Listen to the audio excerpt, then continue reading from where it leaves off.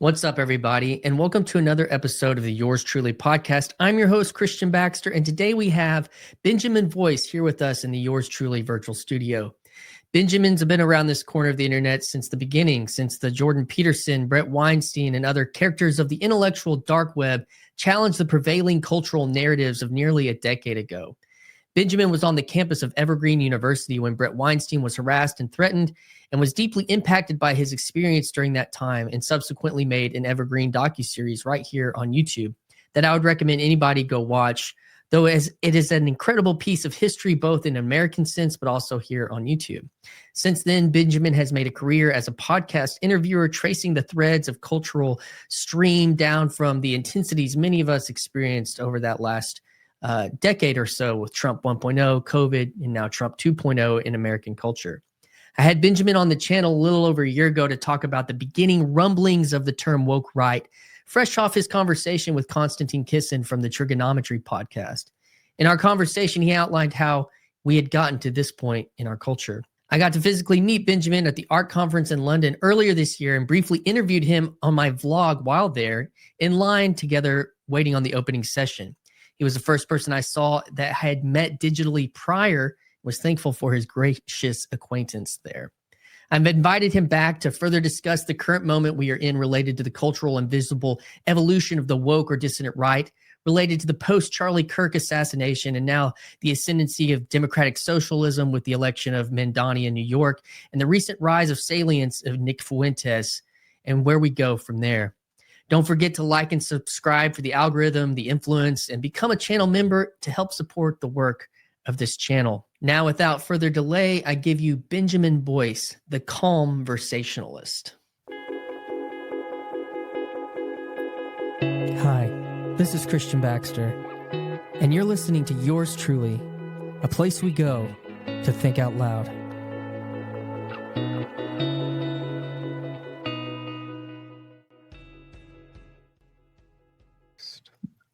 Christ. Yes, sir. Do you know that you're my biggest podcast? You are my biggest podcast. Your biggest get? Yes. Well, I don't know. I mean, maybe, but you're the most viewed. Oh, my episode. Yeah, most viewed. Oh, interesting. What other heavy hitters have you had? I don't know. Nobody crazy. Jay Hall? Jordan I've had on multiple times. I love Jordan. Yeah. And he was my third episode. It was like right when he was converting to Christianity. He made a video. No, I made a video just like playing like, oh, Billy Graham saved Jordan Hall, because like where he's from is the Billy Graham. There's like a monument there, and there's like a camp. Like that's where his monument, Billy Graham's monument is. And it's just kind of in the water of like evangelicalism is kind of that. And I was like, oh, I kind of was just making a symbolic point, and I was doing this kind of sociological look at the difference between Black Mountain and Asheville.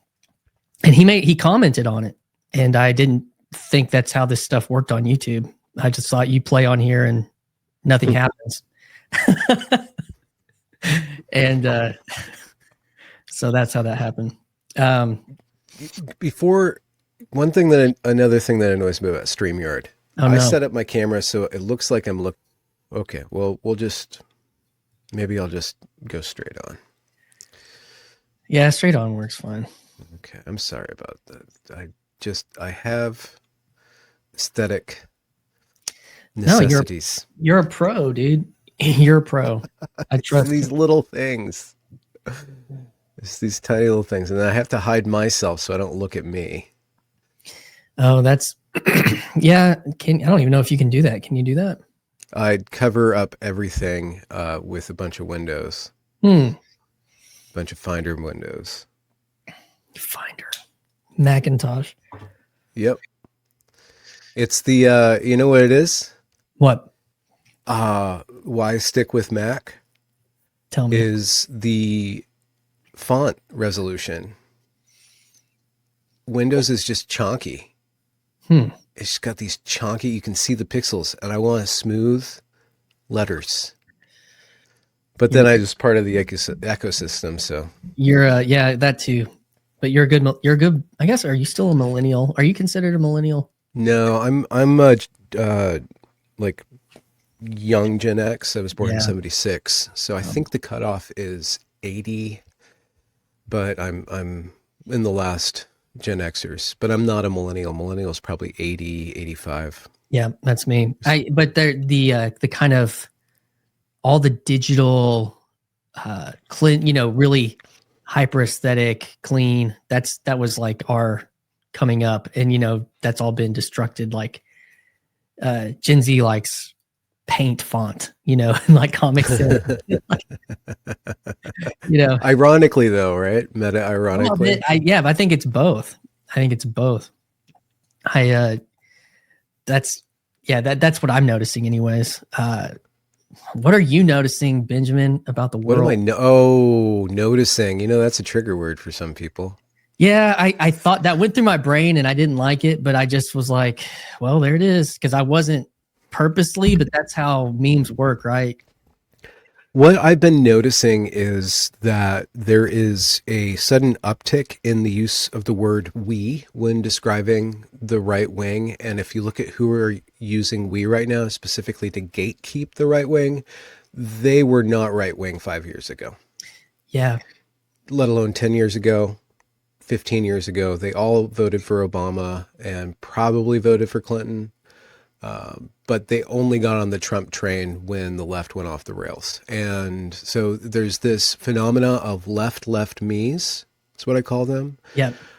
Classical liberal, I have a issue with that word. They like to use that, but it's more like 90s liberal with the veneer of class, like a nod to some sort of perennial liberalism. But they're really upset right now about Nick Fuentes and certain, well, it's Fuentes for some reason and his shit posting, but it all kind of kicked off and went, it entrenched itself a year ago when Daryl Cooper went on Tucker Carlson, and I think it's important that it was Tucker Carlson that's driving this wedge. And I don't think he's necessarily driving the wedge. He is smoking out people who would revert to 2 steps before we are now. And the people who are using we to describe what the right wing is or is not don't seem to have the curiosity for a lot of ideas that have been fomenting and being bandied about on the dissident right or the E-right. And so when they critique them, it's always a surface level, well, mustache man bad.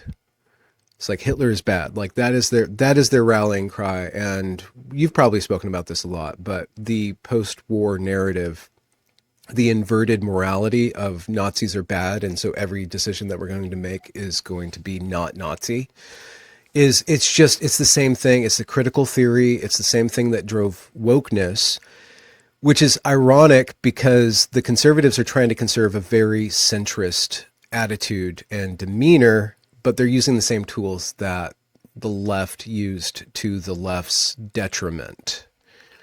Because it empowered the radicals. And they're saying that if if we don't take care of our radicals, which might be true, but how does that shape the conversation? What is really going on the right? Who is actually right? What does it actually mean to be right?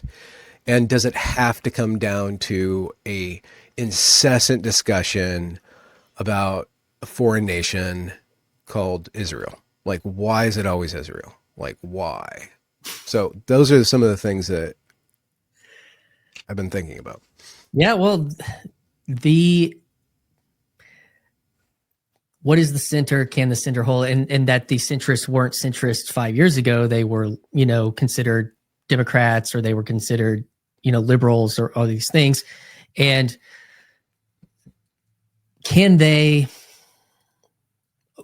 what are they trying to preserve right now? And I think, you're a really interesting figure in that, like, you're even on this picture behind me. This is JG Fox's. This was at ARC where you and I. Oh, you have that. I got to get one of those. Yeah. Yeah, I'm there at Evergreen. That's such an excellent thing. You should link it in the show notes. It's so awesome. The guy, he works for Unheard, I believe, or alongside Unheard, and he made this mural of of a certain snapshot in the culture war. That's where this snapshot, I think it's so apropos because, I mean, I was totally influenced and defined by that season, and it sits above my head symbolically because it's like, yes. And then now that snapshot, we are in a new we are in something else now.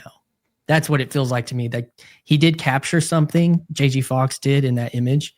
And, you know, we were just at ARC, and it felt like, from the time that Musk bought X to the time that we, you know, I guess we talked a year ago and a little over a year ago, and we were talking about woke right. It was after you had talked with Konstantin Kisin on trigonometry, and he was introducing that term. And you're right, it was related to Daryl Cooper going on Tucker.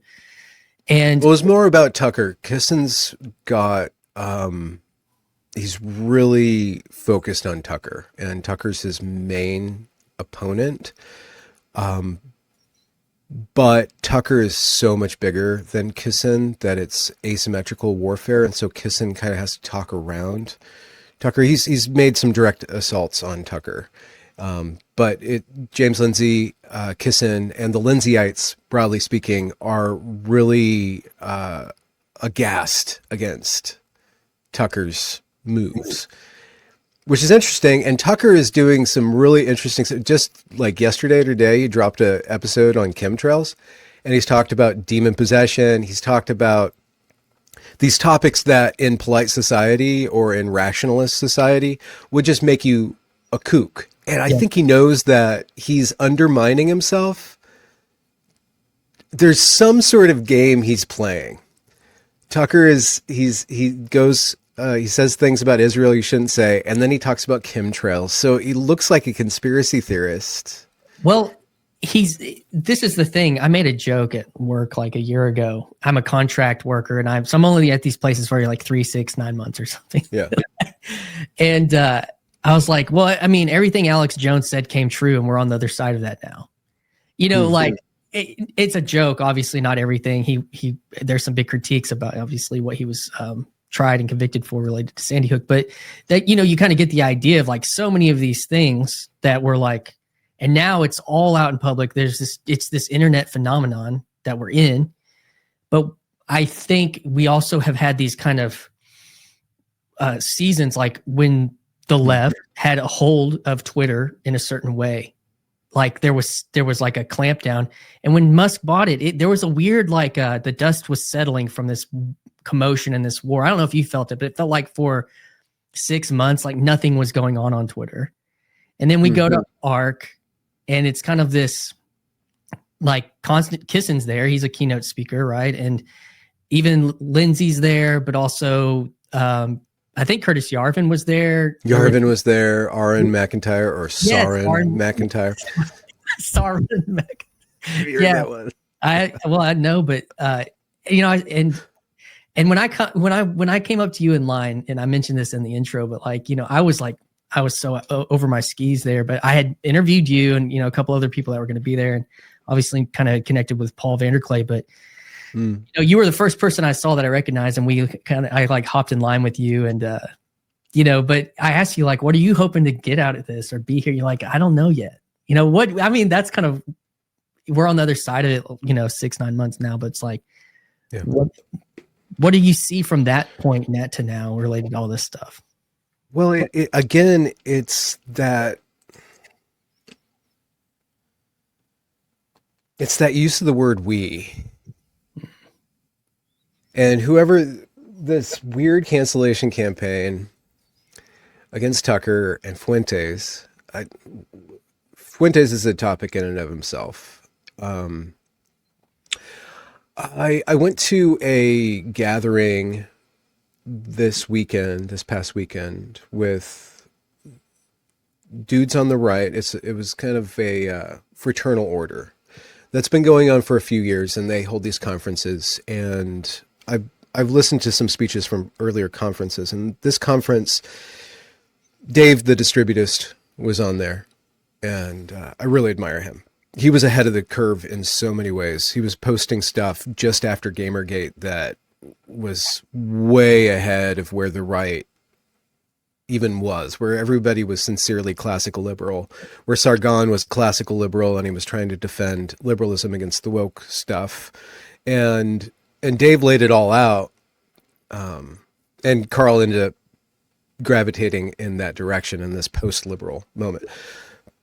But what the speakers at the conference were talking about is that we already know the problem.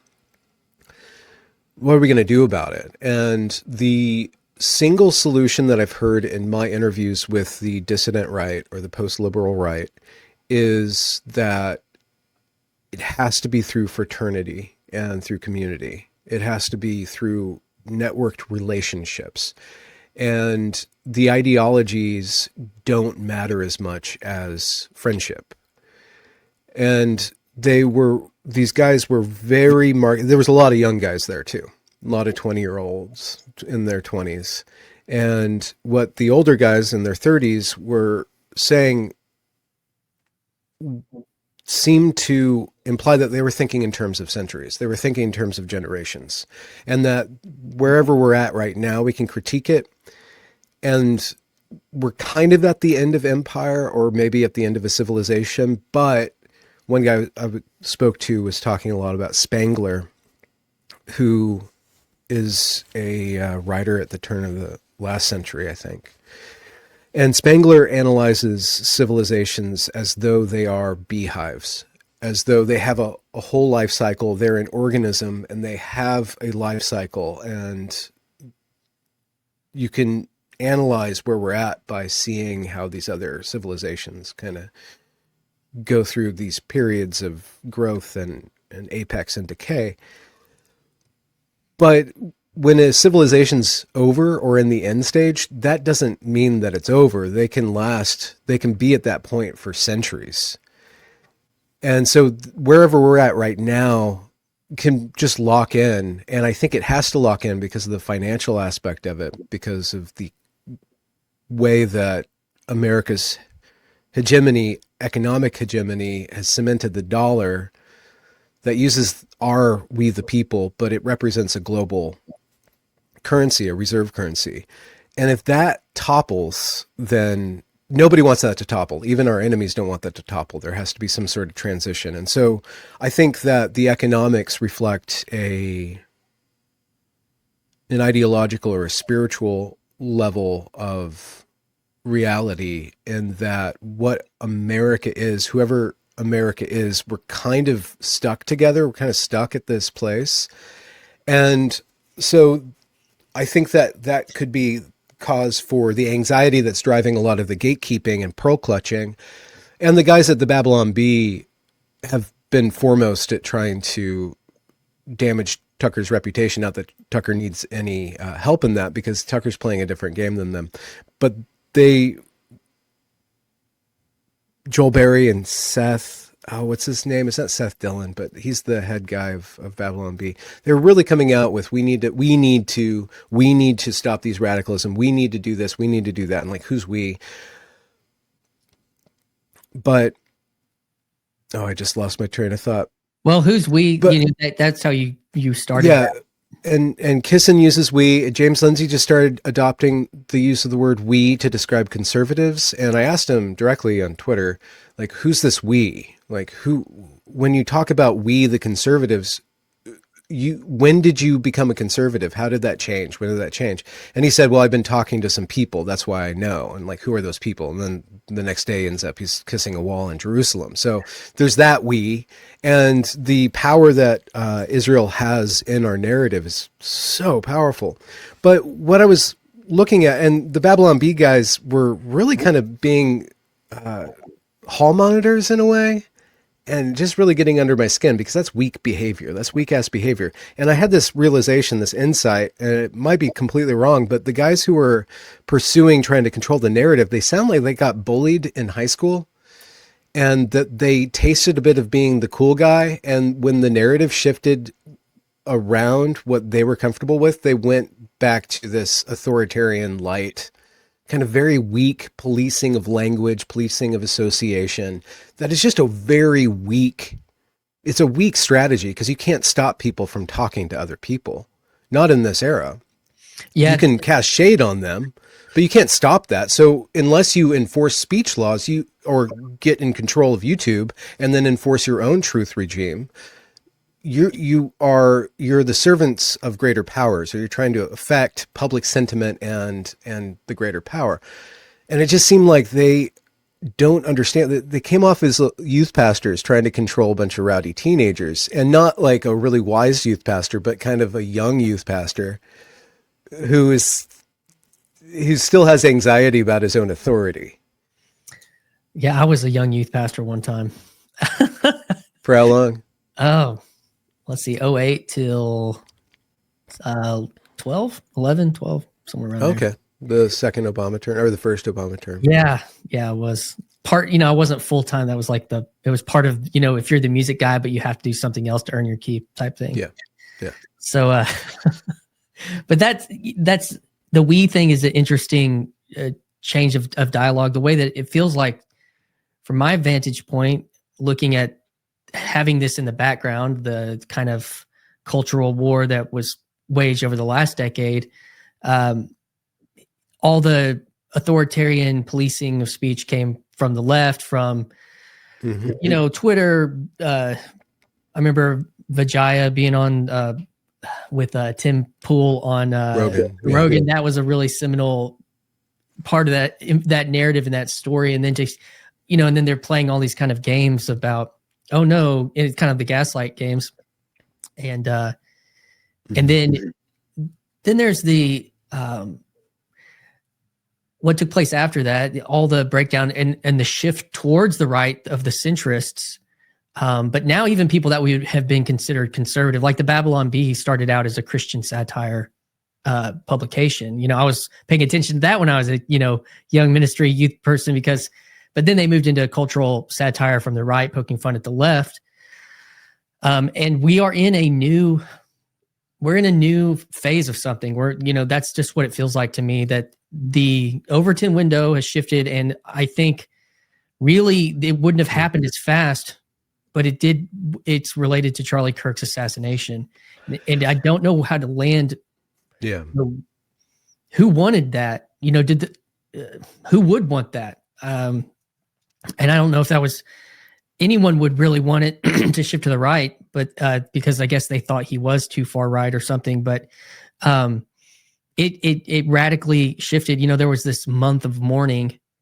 I listened to you talk to Aaron, and I listened to your kind of just your initial general thoughts, and then right before you went to this conference, you were talking to a podcaster. I forget his name. You'd mentioned it, but you were kind of talking about the new right.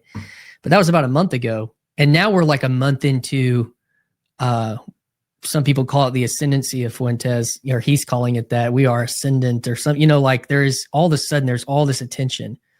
And it feels like, the New York Times is giving these like, what's the critique of, he looks like James Dean in the picture that they're posting of him. And it's like, they're just kind of like they're kind of trolling, putting that out there.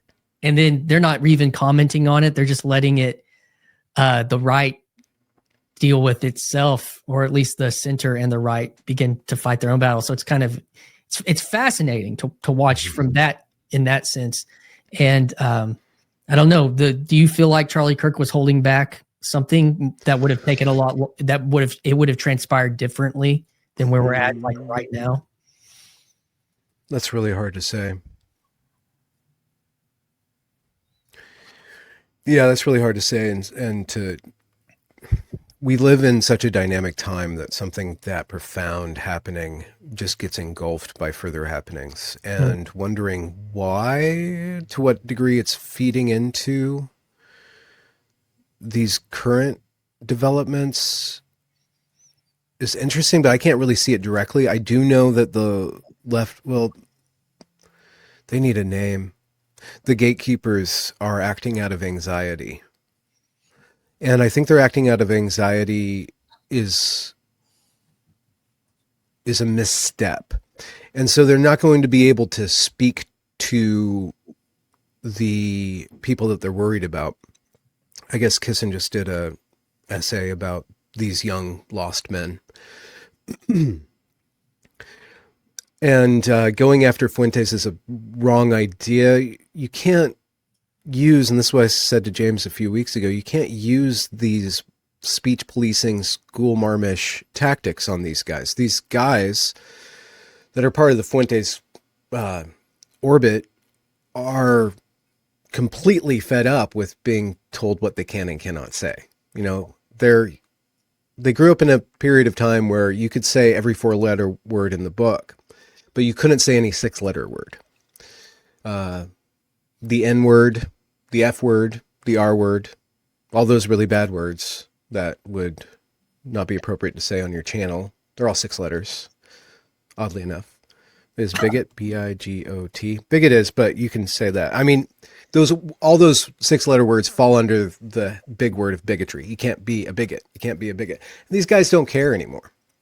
So don't tell me what I can and cannot say.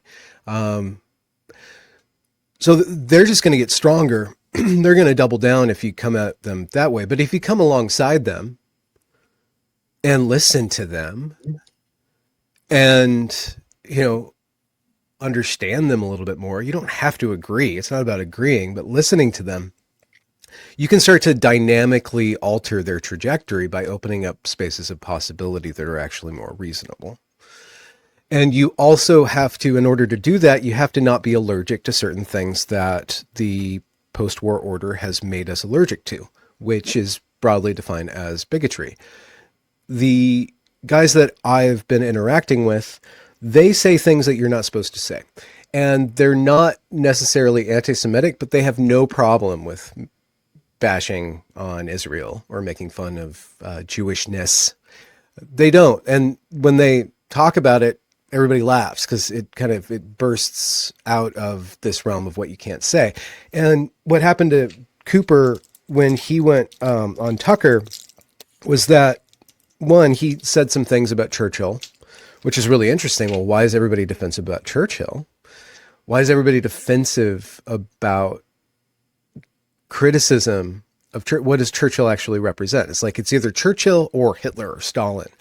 And Daryl he's not a Hitler fan. He's not a Stalin fan. If you actually listen to his work, he's very humanitarian. He's a very human-centered creator.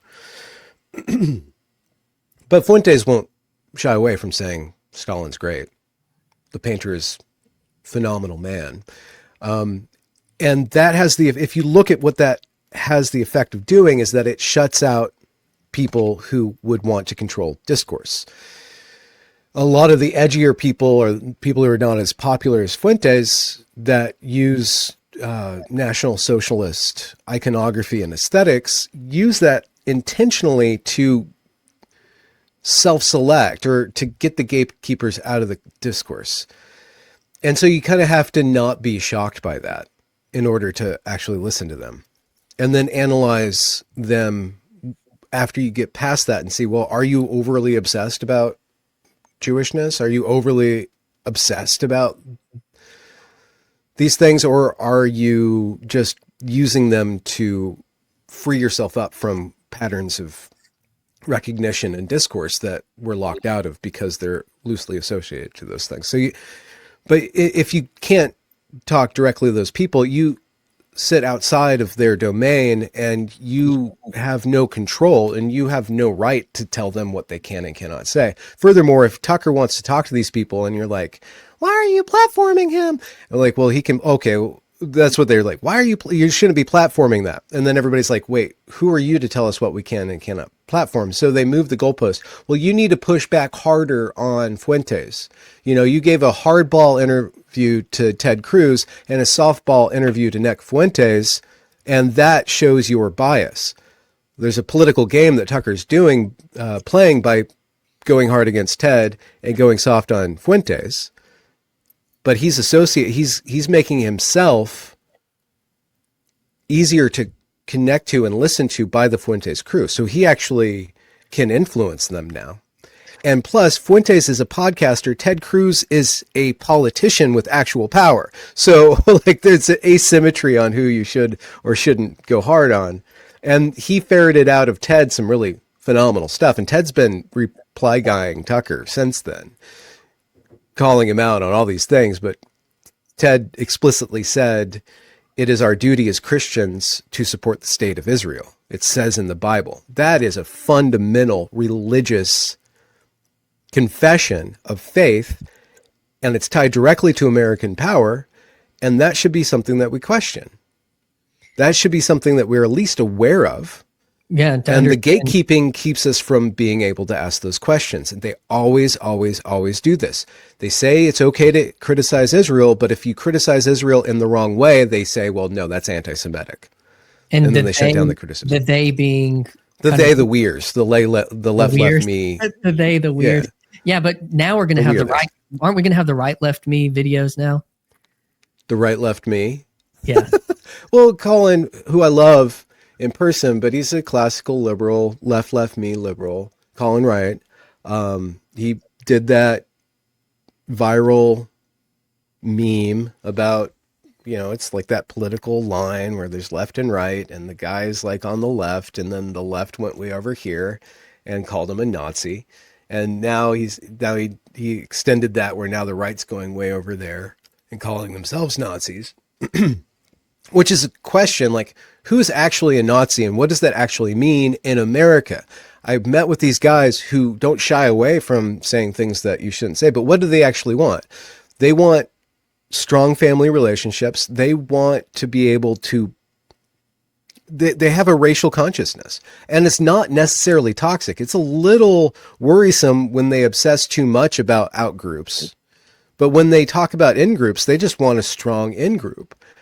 And that is a very valid thing to want. We know sociologically and biologically, we are more relaxed and have higher trust when we're surrounded by people who look like us, who talk like us, who think like us. And mass immigration has completely decimated those connections. Liberalism and capitalism have deracinated us, has stripped around these non-consensual relationships, these obligations to our family and to our clan, and casted tribalism from the white as inherently dangerous and something we cannot tolerate, especially in polite society, which is regulated by whites. Whites who use... It's self-defeating, and then but it's also, it's okay for everybody to have to, whether, on the gender, the LGBT spectrum, to have those communal identities. It's okay for any color, except for whatever color white is, to have those. And it's crazy that you wouldn't see that coming, that you wouldn't see that that's the, like, when people would talk about race, actually yep. DEI is racism, or yep. affirmative action is racism. And then to see, what is classically considered racism come up on one side where it's a conversation about white, but I do think it likely is different. It's a different conversation, like you're saying.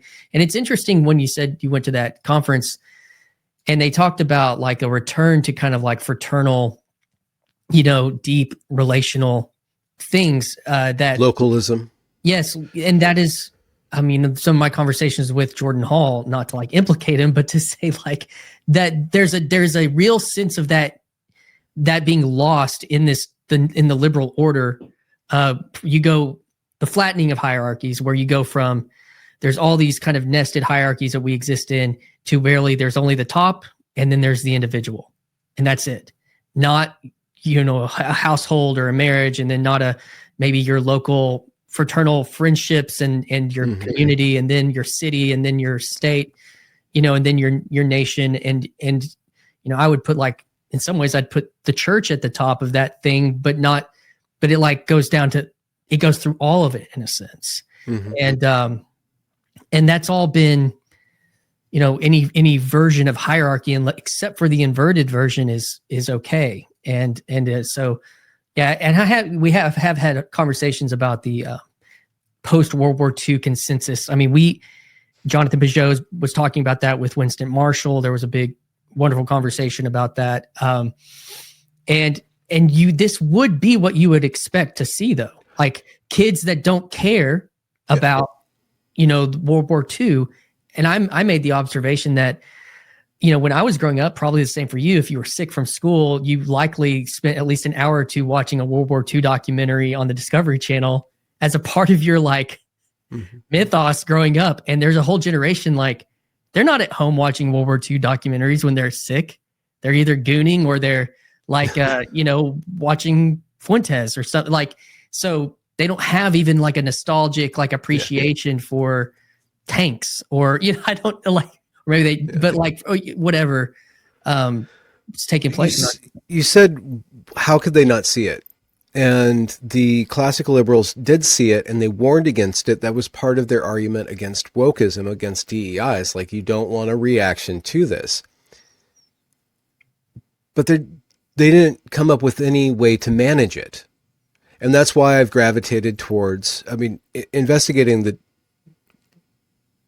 dissident right and making friendships and connections with them, but gravitating more to your sphere, or a sphere which I think you're more into, the Jordan Hall, the John Vervaeke, the Jonathan Peugeot, Paul Vanderklay. Yeah. These guys who don't overemphasize in-group preference. Peugeot specifically understands it as a part of a hierarchy. Yeah. And the problem that the left me's have is that they only have Costco and Hitler bad. That's all they actually have. Whole Foods. Whole Foods. Whole Food. Don't be a Nazi. We don't need in-group preference anymore. But last time I went to Costco, you have certain people thinking that they don't have to show their Costco badge. And you're like, well, that's the rules-based order. And you think that you are above it, but we built it. and then we invite you in, and now you don't participate in it. You don't follow the rules-based order. And one thing that I've said a month or two ago about liberalism, and what I want to say about the post-liberals, that they really want to preserve aspects of liberalism, and they perform liberalism much better than the left me's, because they are open to discourse, and they analyze things not by the edginess of the jokes, but by the content of the argument. And there's certain things that are really questionable about the relationship between certain groups. Anyways, liberalism was developed for Christians by Christians in Christendom. Yeah. In order to decrease the tensions between different sets of beliefs and to broaden out and say, well, those aren't really important. You do you and I do me, and we get along. But that eventually comes, whatever happens in the bedroom stays in the bedroom. It's none of my business what happens in your bedroom. Thinking that what happens in the bedroom isn't going to spill out into the world, and it does. Your sex life spills out into the world. Yeah, it does. Your marriage, your relationship, the formalization of homosexual relationships, it changes the nature of what marriage is for everybody. It changes it into something that doesn't have a content, and you can totally argue that, yeah, marriage for centuries never had a spiritual component. It was based on some sort of economic thing, and it was based on the fact that women get pregnant and men need to be somehow connected to that very strongly so that they don't go on and cause a bunch of trouble. But that creates you can analyze it economically, you can analyze it with kind of this ethic morality. But if you remove the fact that marriage between a man and a woman has the implication of forwarding the human race, and if you think that human beings are spiritual in nature, then the act of sexual congress is actually a spiritual act that opens a window from a higher realm through which a soul comes into being. And that, if you want to even go a little further than people aren't necessarily normally go, the manner in which, or the flavor, or the content of the love that a man and a woman perform sex through, that becomes a part of the nature of the soul that is produced, or the human being in which a soul comes through. And if marriage is just a contract between two people who love each other, then that's gone. And then you have, ironically enough, another left me, Dave Rubin, really deeply connected to a very powerful figure, Jordan Peterson, who's responsible for shifting the Overton window more than probably anyone in the last 12 years.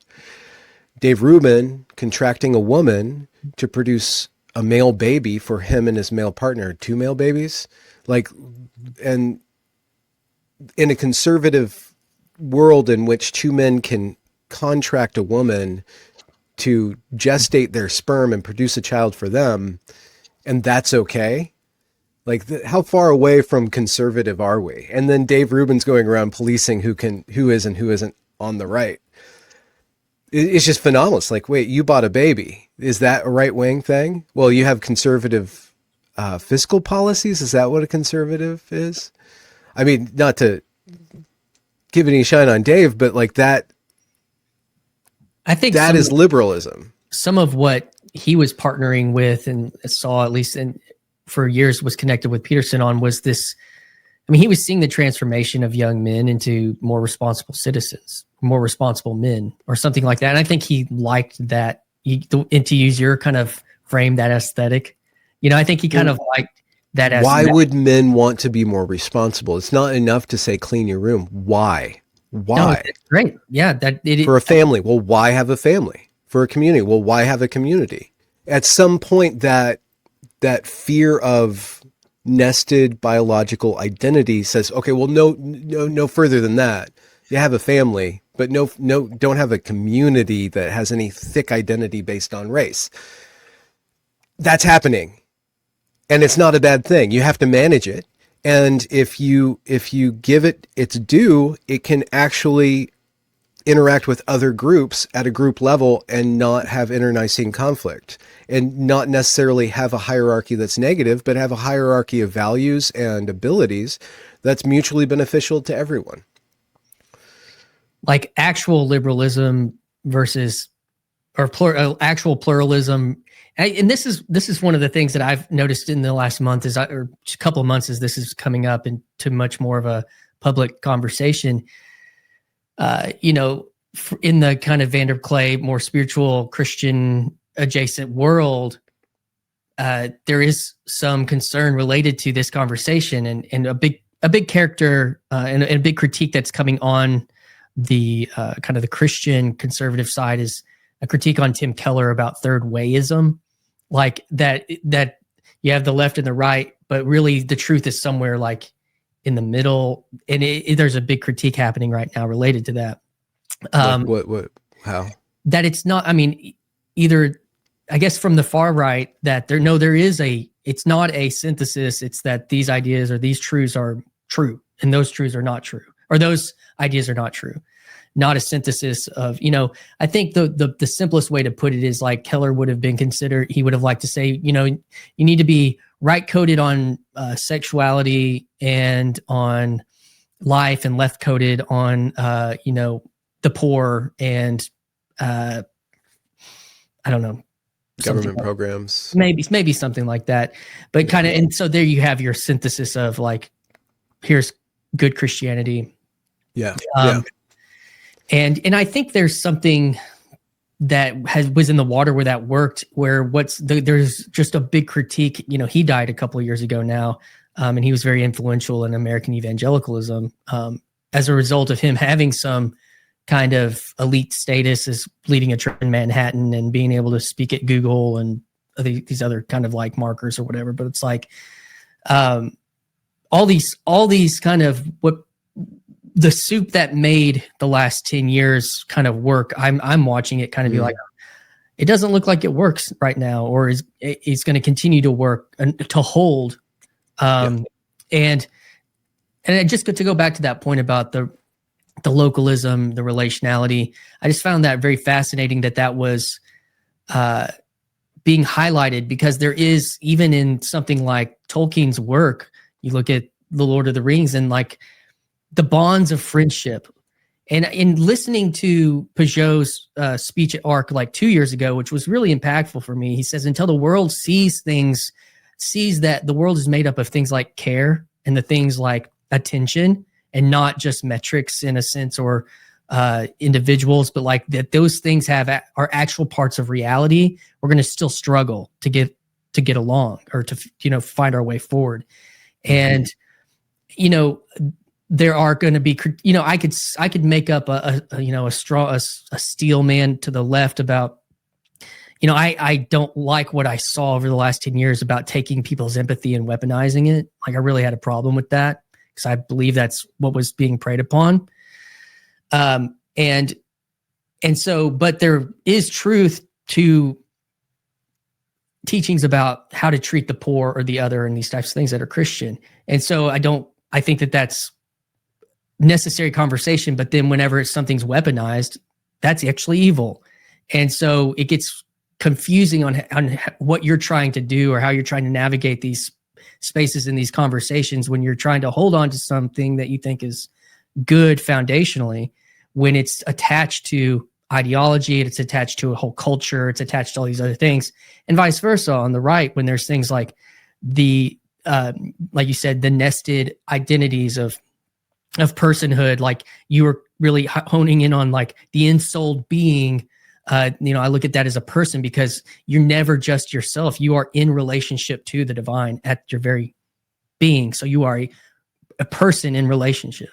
And then, whether that's family and marriage, and then house, and then community, and then state and nation, and all these things. And we find our being all the way up and through, all the way up, down that. And that has to be able to, the conversation about that has to be able to move forward, or be reclaimed in a way that's maybe different than how it was claimed 100 years ago, but still needs to be brought, without it there being just like, oh, you said words I don't like, or you're playing games that I don't like to play. And the thing that I noticed when I watched Nick Fuentes go on to Patrick Bet-David's Valuetainment, is there gets to this point in the conversation where, and Tucker kind of did the same thing about marriage and women to Fuentes. It gets to these points where they're like, hey, young man, I want you to consider this, and you're not thinking about this. And that's when I watched Peterson last year talk to Michael Schallenberger, and the question they were having was, how do you have conversations with the left when they don't want to have conversations? And Peterson said, it actually has to come through invitation. And where you have to have an open hand of invitation, which is what you were describing earlier about how you come alongside somebody in a conversation. And then now we're looking at the opposite frame. What do you do with the people on the far right? Well, nope, sorry, no conversation for you, and then, or what I saw exhibited, at least in those two, there were moments within both of those interviews where I saw people in their 50s have a conversation with a young man in his 20s. And that came through very clearly. And whatever you want to say about where he's at and what he's offering to young people and his message, and the mythos, or the what is the story, what is his origin story, the Nick Fuentes origin story, from what I can best understand, it seems like is canceled, no fly list, and platformed on all these things, and that creates a pretty disfigured being in a sense. It really does. And well, the painter was a failed painter before he became the tyrant. Or Satan, I guess, is how we think of the painter now. Well, so can that young man, is there a path of redemption, I guess? See, that's there's a tenor of connection that I see different. The relationships that I see among the dissident right they're contentious, and they have fights all the time, and they dislike each other. Chris Rufo, and I don't know Lomez's real name, but his name's Lomez. He's the head of Passage Press, who has been working with the dissident right to actually cement right-wing culture in very beautiful products. They just started a podcast, and the people on the DR, like, just shitting on Chris Rufo and shitting on Lomez. So they don't think these guys go far enough. And one of the interesting things politically about Charlie Kirk's assassination was that a lot of people were like, we didn't think he went far enough, but he shouldn't have been taken out. You know, a lot of the people who were further right from him dropped a lot of the animosity. And I don't even think it was animosity, just entrenched disagreement. There is a sense of combativeness, and they do get lost in navel gazing when they don't have an outgroup enemy. But when they do have an outgroup enemy, they work pretty well together on the dissident right. There's a sense of relationship that I see lacking in the left me's, the influencers such as Kissen and James Lindsay and Joel Berry and the Babylon Bee guy, Seth. Sorry, I can't remember his name. I just realized he followed me. I'm like, oh, I feel bad if he sees me. He probably won't see this, but we'll see. No, I mean, not here, but I just don't see, like, where is their community? And it is a lot of when you look at the people who are their friends. Well, one, there's a status game that I can see happening a lot, not necessarily with Joel Berry, but there's certain kind of status games that tend to flavor what their community is. Could you try to map it? Could you just try to map like the big names and kind of like maybe one or two tiers beneath some of those? Like, yeah, map that, the new right, the dissident right. Yeah. So there's the left. So then there's the centrists, and they're the IDW sort. And Brett Weinstein has been doing very well at navigating this and agreed, keeping dialogue open. And I mean, I think him and I agree on this is the wrong way. Having seen what happened to Evergreen probably influences how we look at the way that this stuff actually works out when you start having purity spirals and gatekeeping. Right. And you see that a lot in the way that, one, the rise of this we for conservatives by people who don't understand what they think conservatism is, but they do know that it's not Nazism. So they're just acting out the frame that the left has given the conservatives to run with. Wouldn't it be kind of the Tom Holland thesis as like the baseline for that group of people, which is kind of cultural Christianity or civilizational Christianity that gave us certain goods in our society. So we don't need to cut ourselves off from that. But I don't know if I'm going to go all in on, certain religious beliefs.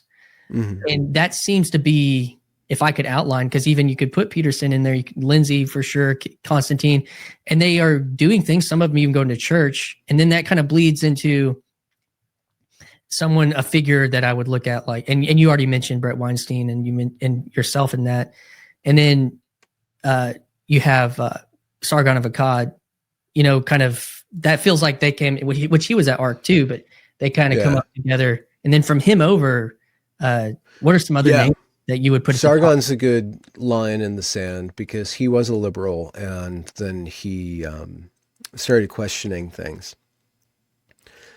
And plus he's British, and Britain and America are two different things. Mm-hmm.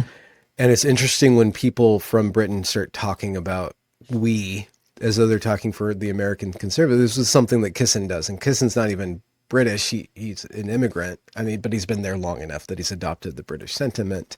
But it's just weird. It's like, wait, who are you again? And what do you stand for, and what is the content of what you stand for? And it's not Nazism, and it's not wokeism. So everything that's not you describe and define as woke. Lindsay will use the word Gnostic. Like they're making a lot of friend-enemy distinctions, but I don't know what they're standing for. Civic nationalism? Like, what is it? What's the reality of these relationships? And I guess Ben Shapiro is arguing for a economic libertarianism, really capitalist. He said, and he's gotten a lot of flack on it. Well, I mean, no, a line in the sand has been drawn. He said, if you can't afford to live in New York, you have no entitlement to live there. You should move out. You have no entitlement to live where you were born. And the right is saying, no, actually we do. And then that opens up the conversation. Is America a place or is America a frontier? And who is an American? How dependent on lineage is being American? And there are certain sets of liberal ideologies that scale very huge. Like Britain created this concept of Britishness that transcends race, and it has more to do with accent and presuppositions of relationship, but it's really just nested in the accent. So it's an ethnicity in a very loose way. America we can't snap back to a racial hierarchy because we're too big, and two, our history has integrated a lot of different identities over the years, so it can be broader. But why is a young man going to sacrifice his life for America? Why would a man build something other than to chase riches? Why would he take that Petersonian first 12 steps and not say, well, actually, I need something. There's some deeper identity here for me, and I need to trust somebody. Yeah. And how do I understand who I trust? And the Christian church is really good. That's another amazing, scalable, meta-ethnic Christian dome. That's why it's at the top. Is it can be meta-ethnic at its. That's why I think it's at the top. And but you see that which the Christian identity has to go all the way down. Go ahead. Did we talk after ARC? We have not. No. Okay. Because at ARC, they described this. It was very conservative, religious-ish. And they kept on saying Judeo-Christian, Judeo-Christian, Judeo-Christian, Judeo-Christian. And Ali said Christian. And then she's like, oh, and Jews too. So there's like this meta-ethic religion that's being ethnicitized by appending Judeo to it. And it was really fascinating because from, I think it's 2019 or 2020, somebody dredged up which might be woke-ish behavior, but they dredged up a Twitter thread or screed from James Lindsay going really hard against Judeo-Christianity, saying this is synthetic. Like, this is weird. This is weird. And now James is completely on board with the Judeo-Christianism. So it's just interesting that these people who don't want ethnic America, they don't want a thick ethnic identity for Europeans, are really defensive when it comes to the ethnicity of Jewishness. And the reason why is that post-World War II consensus that Jews were sacrificed on the altar of nationality, and they get an exception because of the Holocaust. They get an exception, and they are foundational to everything. They say that Israel is the foundation of the West. And that is a weird statement because they mean post-World War II West. And what is post-World War II West? It's that rules-based order that shook out after we teamed up with Joseph Stalin, of all people, to defeat Hitler. We divvied up the world, and we had this identity. The American identity for the boomers was we get to rebuild the world. And Israel gets a carve-out, but we don't need that. Like, the white people don't need that. And I think it's really ingrained in us. It feels kind of icky to have that. It's like, that's not in my nature, my ideology, to cling to this thing called whiteness. Well, you can't, does a fish know that they're in the water, that type of thing. I think that was part of the deal and even to your point about marriage earlier on in the conversation, why would it need to be sacred? It's obvious that it's sacred. Why would we say America is a white nation? It's obviously white, or whatever, with a contingence of, the having to deal with the reality of that we committed this sin of slavery and having to figure out how to bring in the black identity within the Christian or the American culture and consciousness. But it's like, but then that was the other thing. I was like, Irish Catholic, Latin Catholic, or, you have these, you do see that, even within, there's like, the American identity within America. Yeah. And within the church, there's the American, I can't remember if it's called Anglican or the Episcopal Methodist Church is a black church that was developed because these were the ones that would allow black people to have communion. And it developed into its own identity. And it's racial, and it's just like I've mentioned, the Irish Catholic Church or something like that. And so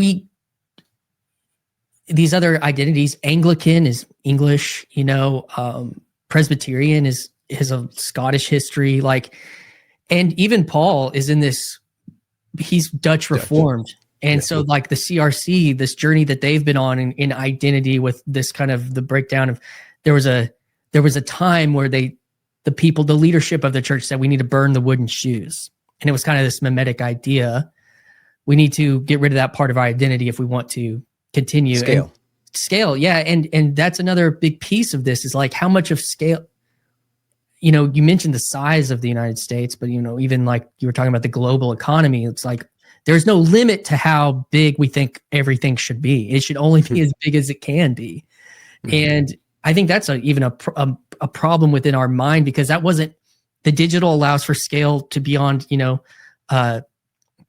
our comprehension with virality and subscribers and all these kinds of things, and yet there's this longing and this returning to a type of localism that I, in a sense of even the question of home, I think is actually a part of like, what is my home? Land of the free, home of the brave. And you're referencing that kind of sentiment of the soldier, and I don't even know, sometimes I've even heard that when you're over there, you're fighting for your brother more than you're even fighting for a country. And I don't know if that's an issue of scale, because World War II was so massive. We're not talking about a tribal war.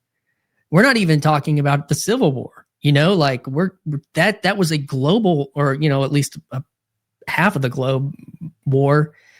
And it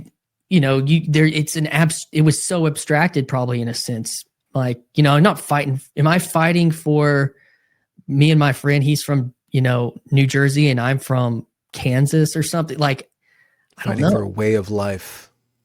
Yeah. But it's hard to know, but I think these are all things that we want to pretend like we still live in that. You said that in that post World War rules-based society. And people will continue to live in that way for a while, but we are going to continue to be pressed into these conversations, I think. And and in a weird way, I think the left wants that by how they're treating Fuentes and news, the Times giving him this art, I think they want that, because if we are, on the conservative side are arguing, we're not going to be able to consolidate to win politically. Well, that's what the left me's have.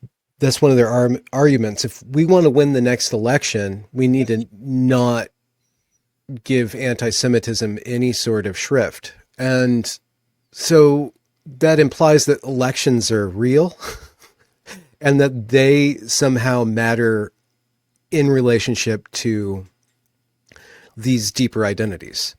And that's questionable. Is that do people want to have a red guy or a blue guy in the president, or do they want to have a school board that's going to keep trans ideology out of their kids' heads? That's just it's an interesting question. When we think about the people who are using the we to gatekeep whatever they think of as conservatism, they are speaking from some sort of pulpit. That's another aspect of it. It's like you see Kissen and James most prominently. I mean, I guess Kissen's an interviewer, but he does a lot of speeches at ARC. He gives a lot of speeches, and Peterson gives a lot of speeches, and Lindsay gives a lot of speeches. It's conference guy. It's like this. Mm-hmm. I'm up here and I'm telling you this information, and I'm speaking to. It's always speaking to a crowd. It's always, and that we that I'm hearing from these people. It's like you're speaking to a crowd, and there is a flavor to the right that they're speaking. They talk about our guys. They're talking about a smaller subset, and they're okay with themselves kind of losing a lot of reach by concentrating their relationships and using the guise of bigotry to hem in and to keep things closer to home. And so hiding the power level in a sense. Maybe. Now, we could talk about why I think that bigotry is problematic. And it comes down to a spiritual level of So one critique of the people that are called woke right is that they are a mirror image of the woke left, and that they're based on grievances and resentment.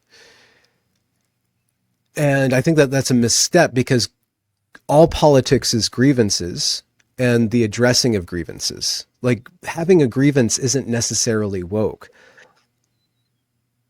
If it becomes the focus of your identity and your attention, then it corrupts you. But to take the position that any sort of grievance is beyond the pale, one, it's self-contradictory, because that is a grievance in and of itself. To be anti-grievance politics is grievance politics. But ignoring or not giving shrift to the Fuentes grievances and to the grievances of young white males specifically, and to say, you're better than that, go work at Panda Express and you'll grow out of this.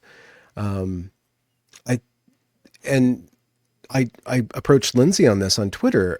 Again, I'm like, calling people out and policing their language isn't going to work on these guys. And he said, I don't care about these guys. They're kids. When they grow up, then they can come listen to me. And I'm like, but you do want why would you try to control the conversation and not address them directly, but rather section them off as another group that are outside of the Overton window? How do you have the power to keep them out of the discourse, especially when they're the most creative people online right now? We pre-Elon Twitter was Tumblr. Post-Elon Twitter is 4chan. You have to understand the dimensions of the conversation by understanding what 4chan is. This hyper sarcastic, very rude humor that it's just like a churn. But every once in a while you have these amazing mimetic crystallizations of insight. I can give you an example. There's this 4chan meme about John Cleese. John Cleese is one of the lead actors of Monty Python. And there's this beautiful paragraph about how this guy grew up making fun of all these backwards, conservative, slow British people, and they laughed along with him at themselves. And then years go by, and that whole culture that he made fun of is just replaced by another culture. And now he's like, where are all these people? And now he's just like, I made fun of this thing that I relied on to anchor my humor. And that's another aspect. I am a liberal. I am probably left-coded in a lot of ways. Most essentially in my openness. I'm very open to new ideas, and I have to be open to new ideas. And something, I think I probably talked about this in our previous conversation, I talk about it a lot, I bring it up a lot, is that at some point in my maturation, I understood that all of my creativity means nothing if it's not addressed to the people who are not as creative as me. The people who can go to work, who can build these careers, who can do these really menial jobs, and, you know, that conservative, we're just going to go through, there's a pattern to life. I'm not going to question it. I'm going to live within it. My creativity, my inability, at least in my younger years, to plug into that normal relationship to time, relationship to family, relationship to society, but needed to question it and play around with it and say rude things or come off ball things. I have no audience if I'm not serving them. So I need to respect that, because the ingenuity that I might be able to offer won't work if it doesn't plug into the system and reform it in one way. By reform, I just mean add a new phrase or two, come up with one or two phrases that are so juicy that they become cliches, and I've entered myself into the discourse. I've uploaded myself into the discourse for eternity, you know, because it's useful to other people. The inability for the IDW set, aside from Brett, and I would love it if he would deign to come on my channel so I can talk to him about this. The other IDW or post IDW set, like Peterson got kicked in the balls too when he went to Israel at some point, and okay, I can go like this. He did a series of videos after he came back from his, when he got swallowed by the whale and he got vomited back out on shore, and then he kind of like came back to himself. And he did a series of videos called A Message to Christians, A Message to Muslims. Yeah. And there was one group that was conspicuously left out of that. And when he did go and give a message to Israel, he went to Israel, he praised them. They're so important to him. I don't know why. And, I can't talk about that, but I know that, I know that his inability to criticize Israel is making tensions in his relationships with other very prominent people who have no problem with putting Israel in its place. Well, I mean, I wouldn't call him a Zionist, but I think that his reverence for the biblical, corpus is real and serious. Yeah. And I even find myself, as I was raised in this type of framework called dispensationalism, which is what. So you actually were. Okay. This is not a conspiracy theory. This is actually a contingent of American evangelicalism. Yeah, we could go there a little bit, but that there's a special relationship, and that's how I was raised, related to how the world will end. There's related to prophecy. And something my dad took very seriously. And so, but that's not really where I would say my respect for that comes. It comes more from actually like the Old Testament than the prophecies. It comes from more like the archetypal, even how I was framing these nested realities. It's like, there's a type of theology called covenant theology, where there's the covenant with Adam, there's a covenant with Noah, there's a covenant with Moses, there's a covenant or Abraham, then Moses, then David, and then Christ is the ultimate fulfillment in that. And so there is like a real relationship, if you have a relationship with the Christian scripture, that is necessary for that. So I would say that I feel like that's the Petersonian frame more than, praying at the wall, like I'm going to pay homage to what some people would call like dispensational theology, like this kind of, I don't think was involved with that. It has more to do with the foundational part relation to the text psychologically for the West. That's what I would say where that would come from. I don't know that for a fact, but that's what it seems like to me. That would be how I relate to it, and how I had my own kind of transformation was like a vision about Abraham. Doesn't get more Jewish Abraham and Sorry? Isaac. You Like, had a vision? yeah, yeah, Could you share that with me? yeah. So like, the first time we talked, you're like, where'd you come from? And I told you I used to do ministry, and I was like, and I was unfaithful in my marriage. And that was like my whole, like, talking about identity growing up. We were very evangelical. We were evangelical way before Charlie Kirk and Turning Point USA was evangelical. It was like, I'm in the 80s and the Christian subculture was my whole life. Mm-hmm. I grew up in that kind of the modern rock and roll worship stuff. And then I kind of, yeah, well, the guy who played in my band, his dad was the road manager for Petra. And like whenever we would play, he played one of their old guitars. But yeah, I did have a Petra cassette tape in the early 90s. So yeah, I mean, that was very much beyond belief. Beyond belief. That's so, yeah, man. Christian hair. Yeah, Christian hair bands. They had, I don't know, remember the little Christian bracelets of like the different colors that represented like the gospel story, but they had a song about those colors and all that kind of stuff like that. I could go so deep, but that was the milieu. And then I followed that along into like this whole modern rock and roll church worship music stuff.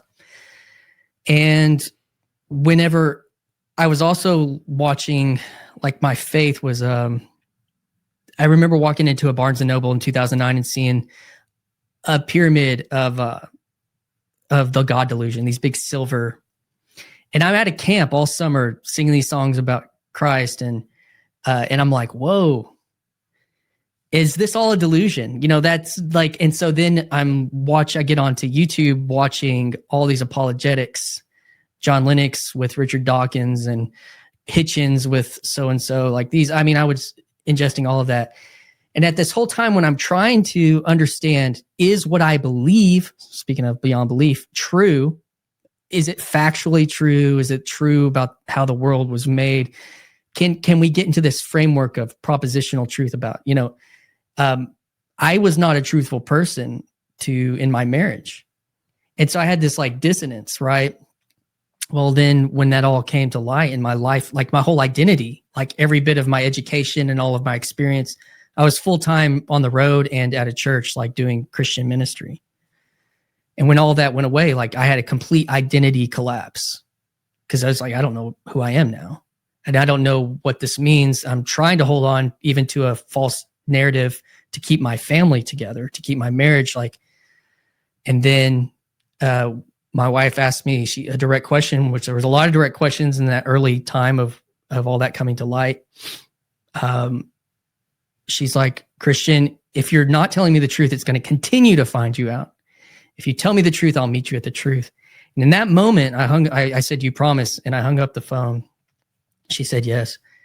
I like curled up in like the fetal position in my bed alone. And I had a flash of what I knew in that moment was the dagger of Abraham coming down onto Isaac. And what I realized was like, oh, I have to actually, if I'm going to trust this faith that I've believed in my whole life, like, I have to be willing to tell the whole truth. And whatever happens on the other side of that is beyond my control. And it was through that vision, I just sat up and I knew it instantly. It wasn't like I sat there and I journaled about it. I knew instantly what that meant. Abraham's dagger. Like I was trying to preserve the last bit of control. Can I keep my family? Can I keep my marriage? And I had to like let the dagger come down and let the consequences be what they may. And I wrote out a full confession to my wife and told her the truth. And things got worse before they got better, but that was the beginning of that. And so when I'm trying to like, there's this whole evangelical world that I had raised in that like in a certain way did not serve me, but in another way it did. And in this Petersonian way that within my subconscious was a story that has archetypal truth that's about 3,000 or 4,000 years old. That in a moment when I needed it, it came to me. And it was what actually began the process of healing my soul and my marriage and our life. Like, and there wasn't a framework for that within kind of the Christian framework. And Peterson actually was the one that gave that framework for me. Mm-hmm. So this relationship to Israel is a tenuous one. And so that's what I would say, like, cause I'm not to be like, oh, well, that's like the father of Israel, like, this whole thing, but that with Christ that was able to transcend that one ethnos into all ethnos. So I don't know if that answers your question, but it was, that's where I would say there's something not just the kind of the Judeo-Christian moniker that I've heard that since I was like a long time in that kind of framework, the dispensational framework. So that to me is something very different than that's related to like a different theological framework where how the end of the world plays out. There's this relationship to a certain number of the Jews come back to Christianity. And that's why there has to be all this. The Orthodox, some Orthodox guy was just telling me about that. So it is very central to that religion too. Yeah. Well, and it's only a couple of 100 years old and how it developed, but it was, you look at these, even this whole conversation about Protestantism, because when you're talking about Lindsay and Turning Point or who Constantine, when they're preaching, they're modern evangelists, they're modern secular liberal evangelists. And that is a part of the Christian project. And that is they're the ones that are in a sense honest enough to recognize that it is, even if they're not claiming, even if they're beyond belief. I think I get back to that song. So there's a lot of talk about ethnogenesis. Well, not a lot, but that's one question that the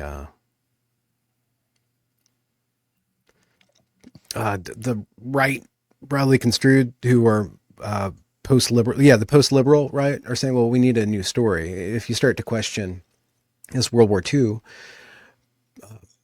structure, everybody who's smart enough to realize its power has said, well, what are we going to replace it? Because we know that civilizations have to have a story. And America has to have a story. America's not just a document, a constitution that people argue over. Well, I loved what your conversation with Aaron about that shortly after Charlie Kirk's death, because he talked about the need for people to have a constitution, and then the way that word used to mean like that you had a type of courage about yourself, and that the people that were putting together our constitution were people of a certain kind of courage. And so that's actually a better story than the document itself in a kind of way. Yeah. Not to undermine it, I guess, but to actually give me liberty or give me death. The paintings around that, these founding fathers. It's not just the Constitution. And if you look at the word Constitution, it's not, it's in the people, and then sometimes it's written down. What is the Constitution of an American? And these guys that are more localists say, well, it's in relationship. How do we form those relationships? How do we have it outgroup? And they want something a little bit closer to home than what is offered by liberalism. And I think that the criticisms of liberalism are pretty on point, but you can't just take away liberalism, and it's not just, there's the Dugan strain of multipolarity where, China's different. It has a different relationship to history, to time, to itself than America. And Russia's different than America. I was talking to a guy who was explaining Spengler to me this weekend, and he spoke about how secularism kind of arose in this kind of narrow area in Britain, Germany, and France, and it spread outward and from there. And if you look at secularism, it is very continental, or cosmopolitan. And it is like the people who want to maintain the predominance of the post-World War II order, they're very secular, and they're of a lineage that 10 years ago, a lot of them are atheists. Lindsay's explicitly a new atheist. And in the Bush era, I was visiting Europe, and the liberal well, they weren't progressives at that point, but the liberals were very disdainful of the conservatives because they were backward, parochial, religious people, and they were kind of ashamed of sharing America with these Bible thumpers, these people who put up banners that say God hates the F word, and not the F word that is 4 letters, but the F word that is 6. Oh, or 3 or 4, I guess. Oh yeah, yeah. Plural 3, yeah. So you're over there, and they don't And like the backwoods folk like myself. that secularism is kind of the end of Christendom and the beginning of its inherited ideology, which is liberalism. And what happened was that the East got swallowed by communism, and Eastern Orthodoxy went underground. And Western Christianity kind of was regulated to this cultural backwater, even though they scaled up with adopting a lot of the modernity aesthetics with rock and roll and blue jeans and utilizing technocracy and bureaucracy to expand the faith in a liberal manner. And there's a guy you should talk to if you're ever interested and you find him interesting. His name's Kryptos. He's another minister. He's up in Canada. I think he's Calvinist. But he talks a lot about technology and how the technological mindset has kind of infected the church, and it's kind of anti-Christian in a way. And you see one of my early critiques of DEI, which was not original, but I came at it independently, seeing it at Evergreen, witnessing it at Evergreen, saying, okay, there's this system that is trying to use humanity as a skin suit in order to seem more human. And so it adopts these compassionate sounding words: diversity, equity, inclusion, belonging, excellence, inclusive excellence. And yet it reduces all people to these signifiers that can be really easily tracked and shuffled around. And you can implement inclusivity by gathering all this data and then correctly interpreting the data to say, do people feel like they belong here? And do the Black students feel like they belong here? And do the Asian students feel like they belong here? And I think when you're talking about burning the wooden shoes, that's the liberal desire. It's like, in order for us to scale and to be relevant, we have to let go of these archaic forms of being and update. What are you updating to? And there's this, well, I guess you kind of update to this American aesthetic where you kind of wear slacks, and I don't know, you kind of have there's an aesthetic to it, but it's not a parochial aesthetic. And so anyways, so on the West, Christianity kept on existing and mutating along with its liberal bubble that it was in. So we're not talking about Judeo-Christianity. We're talking about libero-Christianity over there. What's happening right now is there's this huge uptick in young Americans going into Eastern Orthodoxy.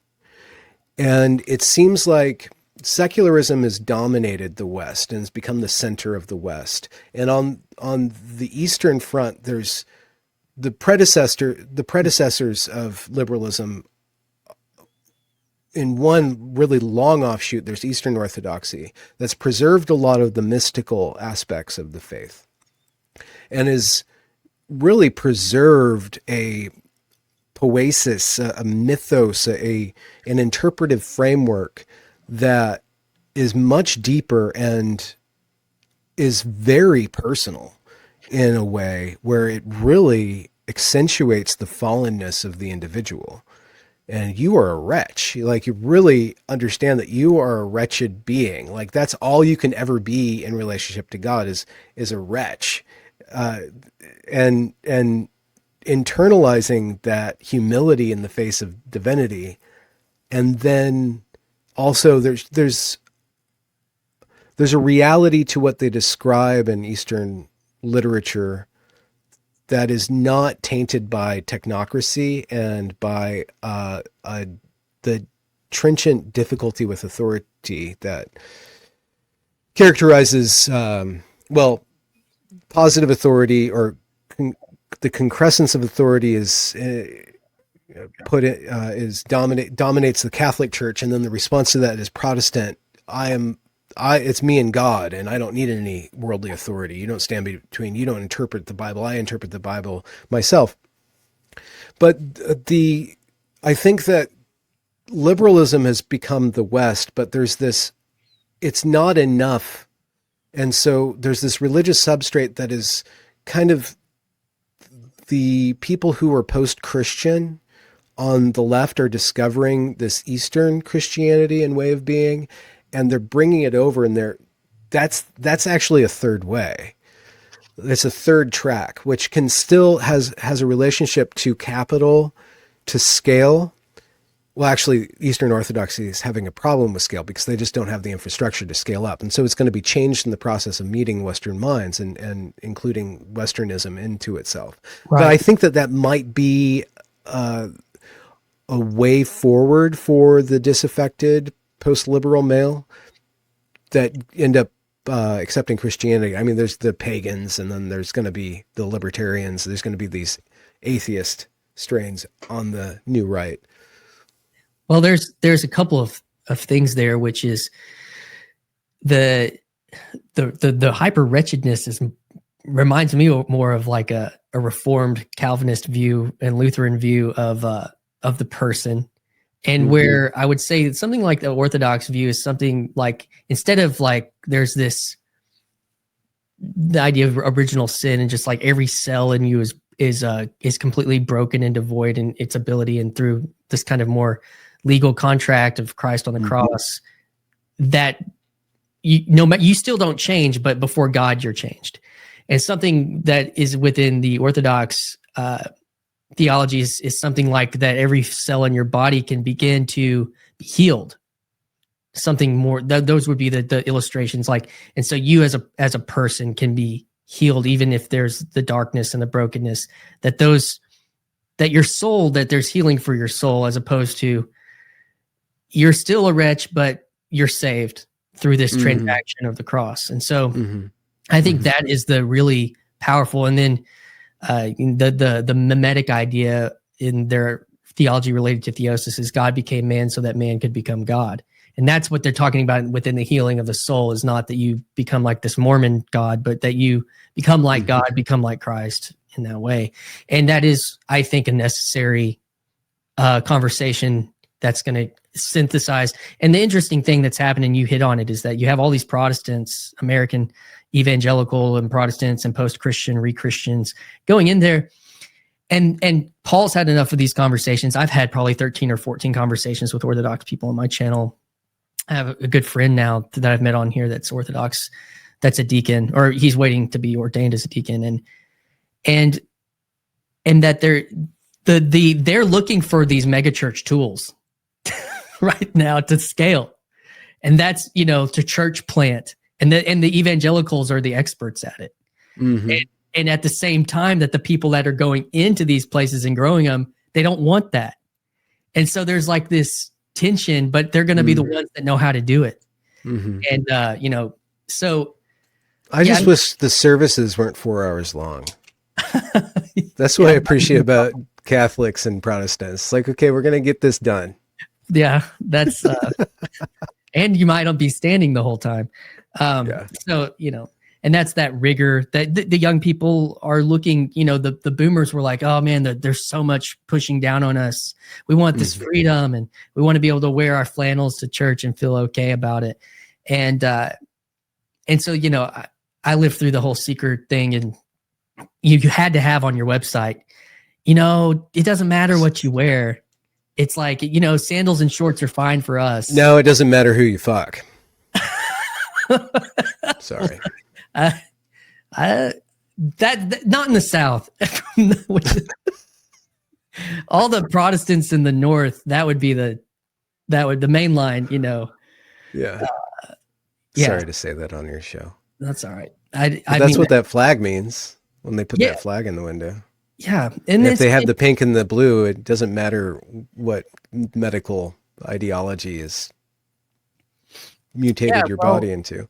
The sexual ethic, is that's another big thing for me, and what happened and what I have to take responsibility for in my own life.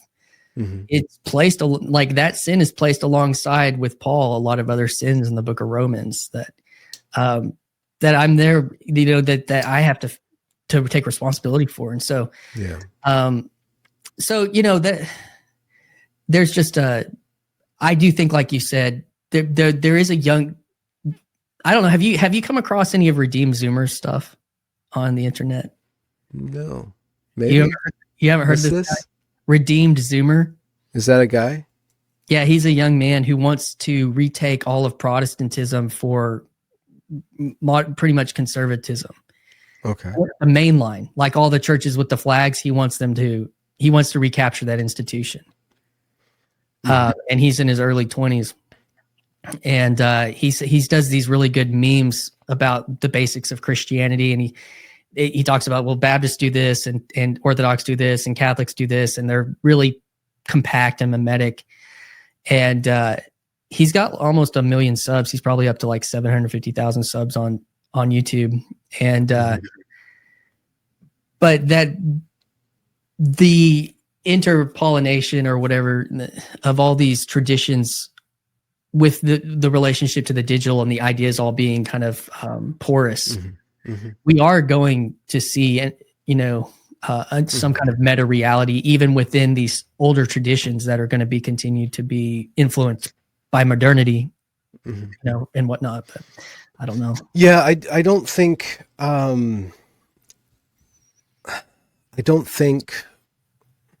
Well, I mean, to go back to where we started with the blowback to Fuentes, like if you really want to reach these young guys, one, you have to address them, and you have to love them, and you have to speak to them in a way that is evocative and fun, and I guess there's a couple of vectors on the economic level.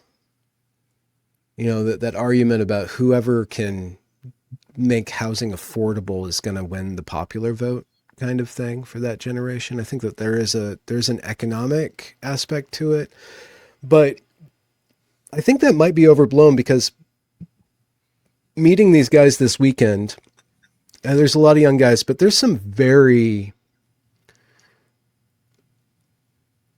active businessmen there that are building business networks they're shuffling around millions of dollars, right? They're fundraising and seeding enterprises and stuff like that. So the economic possibilities are totally there. And the ability to create wealth and to afford a house that's not a top-down solution, though on the top level, it's very important to play around with economics and to promise things and to try to figure those things out. But what young men need more than a house is a wife. And when I got back home and I talked to my wife about what was going on, she kind of said, it was a guy's thing. And I'm like, oh, there were a few women there. She's like, I thought women weren't allowed. Why were women there? I'm like, well, they all had little babies, and there's a couple of wives there. And she's like, well, I thought these guys hated women. I'm like, no, these are not red pillars. Like, actually, they want women. They just don't know how to access them. And women are kind of on a different ideological track right now. And they're not resentful. These guys are not resentful. They want a wife. They want to be able to have a good relationship. They want a family. So it's a different set. And so the stuff that's been going on my Twitter feed about Fuentes and Tucker and these high level ideas and these gatekeeping and who this we that conservatives think they are is not where the conversation is.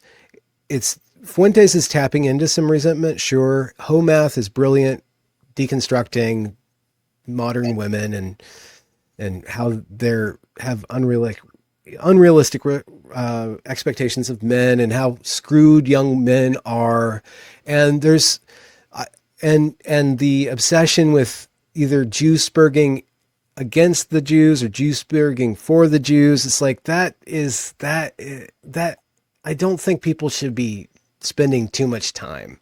Yeah, call bullshit where you call bullshit and express your allegiances. But that can't be the cornerstone of how people go forward. And it has to be nested. If we're going to have allies, it has to be nested in an identity of self. And that work, I think, needs to take place in the context of generations. Yep. It has to take place in the context of relationships and localities.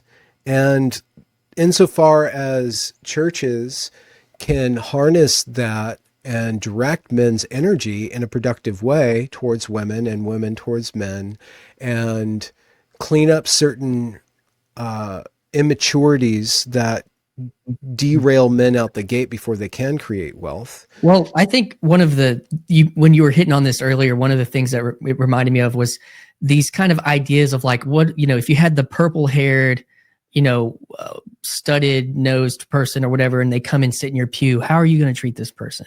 Well, what happens if you have the kind of modern young, when he comes in, how are you going to treat them? And Orthodoxy, I think, has been dealing with this now for a while, but like even in other traditions where these men are looking for, and there's not an Orthodox church close or something, they're going to try to find themselves into these other traditions. And that invitation has to be there in the same way of like what you're talking about, to care and to help speak into their life and to offer them a hopeful future as opposed to the red and the black pilled future. And I think that all are welcome here signs in the window with a Hyperborean flag would be something else. The opposite end. But that, I don't know if quote unquote the church is ready for that. And well, there's such a cancellation campaign. That's why I think Aaron's got I think he's right in a lot of ways to kind of decry all these purity spirals on the conservative right. Like I saw somebody like shit centrist post under Tucker Carlson, really going hard against Ben Shapiro from a few years ago, talking about, I think Ben was saying that these trucking jobs don't need to be there anymore. And why would we preserve this outdated technology? And Tucker's like, no, I would totally suppress self-driving trucks. Like, we're talking about 10 million people. What is the tech on impact? And Tucker said, capitalism is great. It's the best economic system ever, but there's no Nicene Creed of capitalism. I'm not a capitalist first. I'm an American first. And somebody said, Tucker's off limits and he shouldn't be taught. He's an anti-Semite. He's anti-Zionist, and people were going against this person. And I went over to her page and she was in a live space. So I listened to the live space, trying to understand what these centrists who are underneath the Kissen, Lindsay, Babylon Bee side of things, who are the ones who are liking their posts and keeping their numbers high and the responses to give their opinions weight. Kissen's only gravitas comes from the number of views under his posts. He has no independent gravitas. He has no institutional authority other than that people listen to him.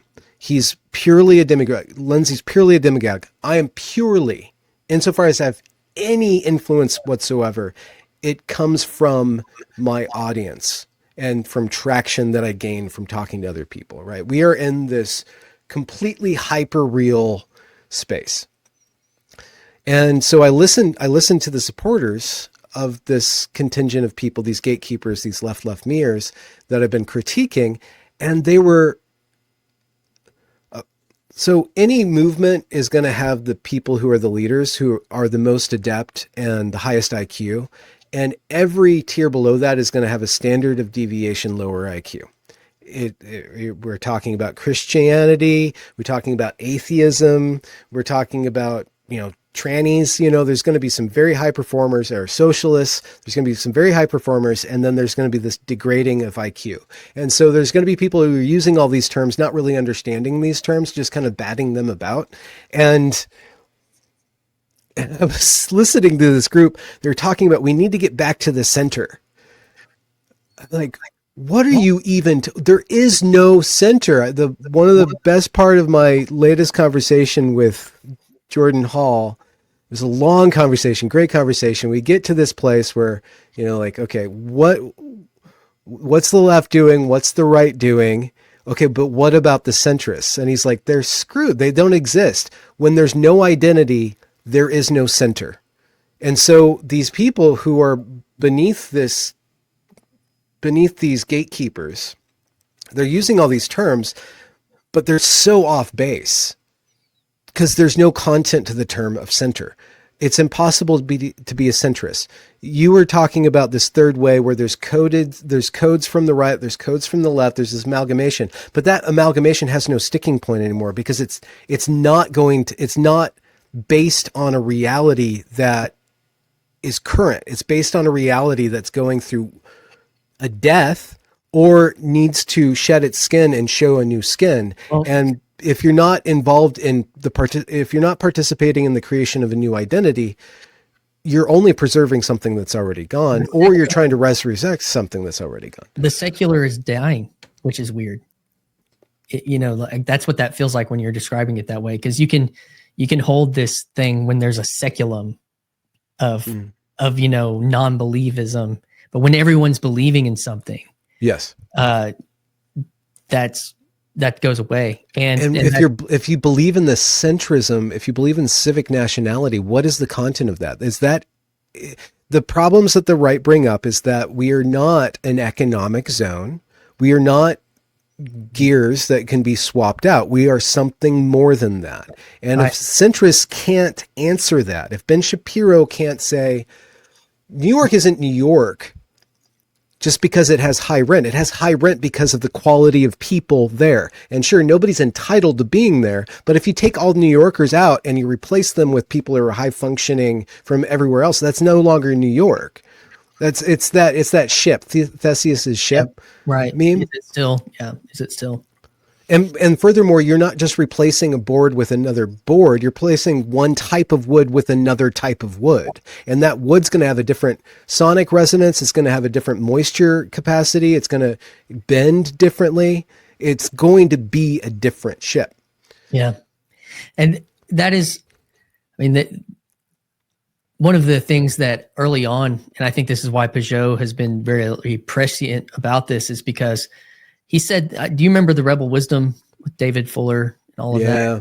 Wonder where he went. He's in some ashram now, I imagine. Jonathan, the lore goes that Jonathan kind of pressed him on, you have to be for something, not against something. And that's what we're seeing. And you can't be a rebel. Yeah. And so, that's the thing, the fate of the anti-wokeness. But yeah, you can't base your identity off of protest either. And that's a Protestant problem. And so something for me, as I'm choosing to stay within that realm, is to encourage the idea of seeing yourself as a reformer, which is a positive vision. And that was the Reformation is considered that's the word, but the word protest with Martin Luther on the Wittenberg is kind of this idea we're against Catholicism.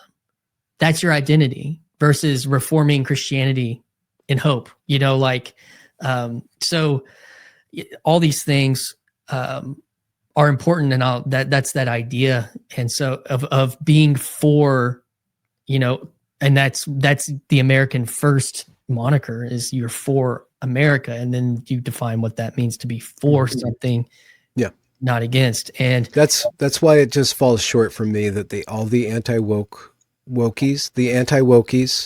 who weren't able to look for a positive vision are now just calling the right woke. They're still just anti-woke, and they're preserving something by being against somebody. Their ideology is anti-Tucker.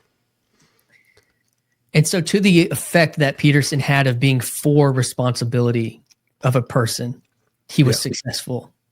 And but to the effect of where the identity moves into the gatekeep or whatever frame.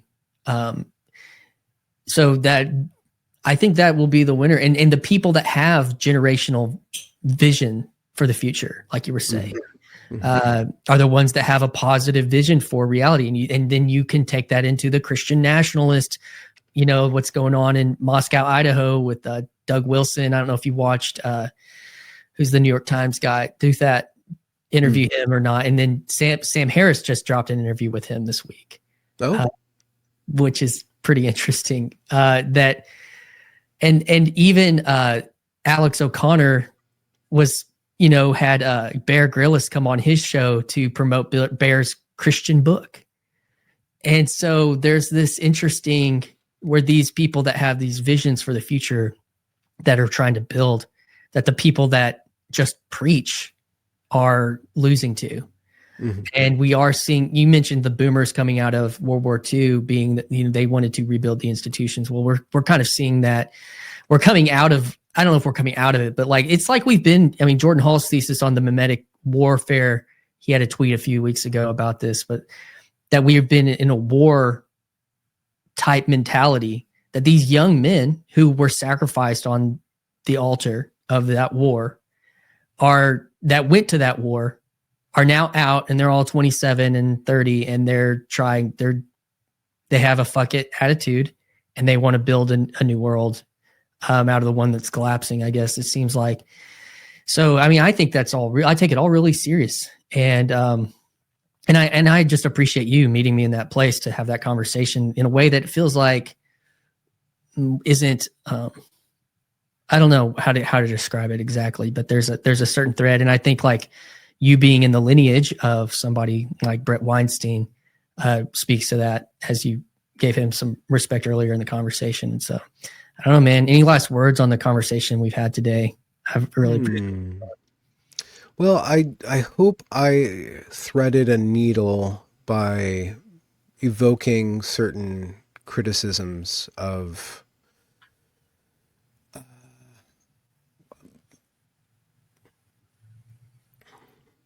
I want to be,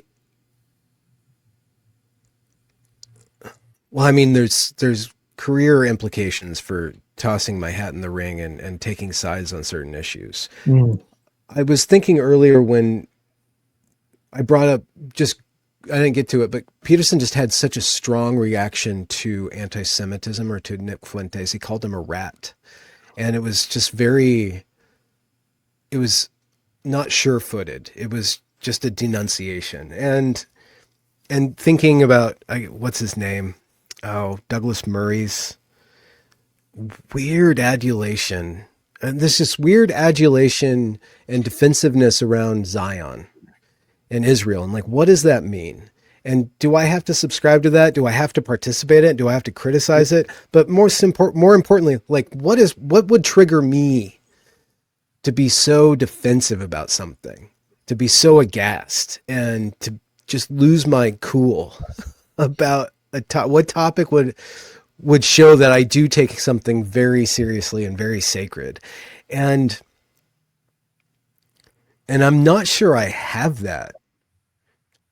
When I've been angry online, it's been about the mutilation of children for this trans ideology, and witnessing the destruction of the detransitioners' bodies and minds and spirits at the altar of this post-gender world. And that is pretty close to something that I find detestable. And that's something that in the phases of my career has earned me a lot of connection and allyship. And I've lost allies for participating in conversations that are critical of Israel, and been threatened to not pursue certain lines of inquiry because those people are very defensive of their homeland and very defensive of their project. And I respect that, and I understand that, and I don't want to turn anybody off. But at the same time, I stand by the necessity for me to be able to interact with people that hold views that are beyond the pale. I reserve the right to be able to hear people out. And I guess one thing that does make me angry, and I try to control my anger and not be angry about it, but the gatekeeping by these people I've been bringing up all conversation, this desire to control the conversation based on anxiety and based on holding a frame and casting people out of the frame, that is antithetical to my project. I do that passively by not talking to people. And I try in my explorations of transgenderism, I did in my interactions with TERFs and people who are anti-trans, I did participate in some mockery and in some denigrating of people. Because there's some pretty bad people over there and grotesque people over there. And, there's certain fetishes that are using children's bodies to normalize very perverse incentives. But I think it's fun to be against things. It's fun to play the mockery game. I try not to do that, but it's fun, But essentially, I think that there's a lot going on in the dissident right that that will continue to propagate regardless of the gatekeeping. And the gatekeeping coming from people who are cast out via gatekeeping of the left, them turning around and using the same tools as their previous enemies on their new enemies is deeply offensive to me. And I've always, when I was involved in the church, I went to Bible college. I remember this one story and then we can end. I went to Bible college and there was a couple, these two young man, young woman, and they were the paragons of the Christian ethos and the aesthetic. And they were the singers and they were always policing what it is to be a Christian. And then there were some guys who just ended up at Bible college, and they had one guy, actually, Martin, looks a lot like you. But his friend Colin was just a troublemaker, and he would go around and say things that you weren't supposed to say, and he wasn't a good Christian. One night, we were having a dude's time in the basement of the dude's dorm, and Colin went over and unzipped his pants and put his testicles on Chet's head. And Chet was kind of the dopey guy. And the good Christian boy got so angry and stood up and just denounced that behavior in just righteous fury and just shamed Colin for doing that. And what happened was that, everybody was shocked and okay, well, we're not that kind of dorm or whatever.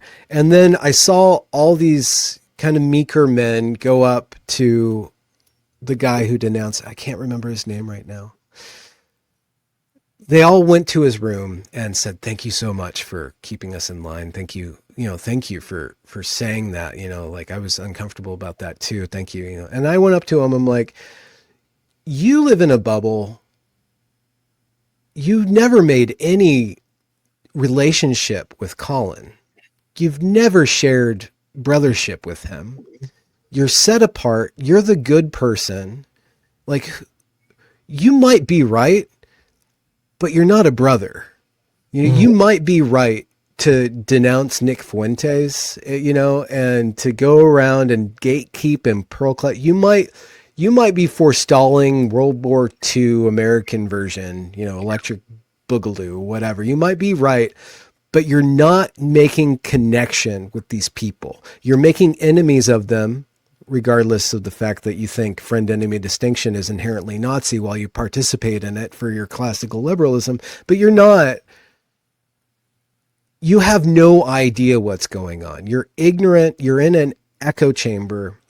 And you're actually constraining yourself, and you might win. You might get the institutions. The institutions might go post woke, and Barry Weiss is in CBS, and so we might live in a Zionist American Zionism might be the dominant thing.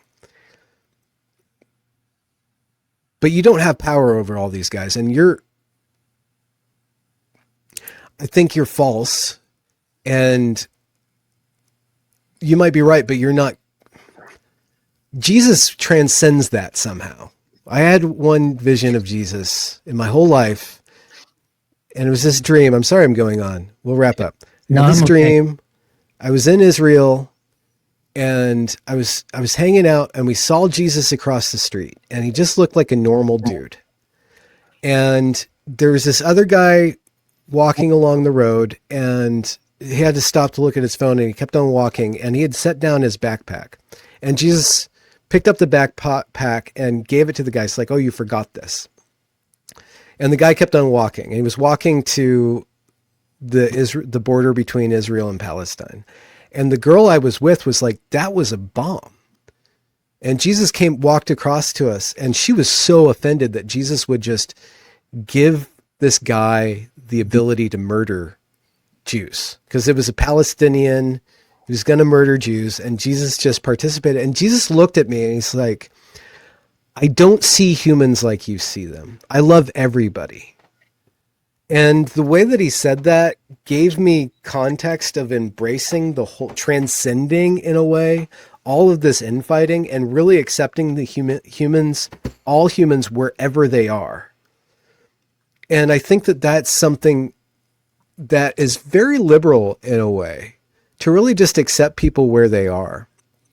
And that's kind of the liberalism that I think is going to be going forward. That doesn't mean we don't need to gatekeep. It's really difficult. That doesn't mean I'm for this fighting, but I don't want to have hate in my heart, but I don't want my fear of somebody else's hate to stop me making a connection with them, because through that connection, through that love, I've seen it, where these people who have like a bigotry, even they have bigotry too. They have a bigotry. They have an anxiety, and you meet them where they are, and you accept them for what they are, and you allow them to separate from that anxiety or that hate that they have, just enough for them to see it and to see themselves as distinct from it.